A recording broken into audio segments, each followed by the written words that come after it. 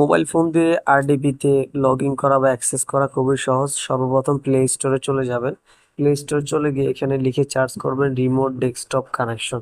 এটা লিখে সার্চ করে এন্টার করবেন। এই যে অ্যাপসটা আছে উইন্ডোজ অ্যাপ, এটা চলে আসবে, এটাতে ওপেন দিবেন, এটা ইনস্টল করে নেবেন। ঠিক আছে, তারপর অলরেডি ইনস্টল করা আছে, আমি জাস্ট ওপেন দিলাম।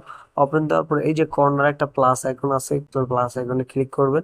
এখানে যে 3 নম্বর অপশনটা আছে পিসি কানেকশন, এটা দিয়ে ওকেতে চাপ দিবেন। ঠিক আছে, এবার আপনার কাজ হচ্ছে প্রথম আপনি যে একটা আইপি নাম্বার দেওয়া হবে আপনাকে সংখ্যার মতো, ওই আইপি নাম্বারটা এখানে বসাবেন। কেমন, আইপি নাম্বারটা বসা এখানে সেভ দিবেন। ঠিক আছে, তো আমি ধরেন কি সেভ দিলাম। সেভ দিলে জাস্ট আপনার এরকম চলে আসবে, এই যে এরকম চলে আসবে। এরকম চলে আসার পরে আপনার জাস্ট এটার উপরে ক্লিক করতে হবে।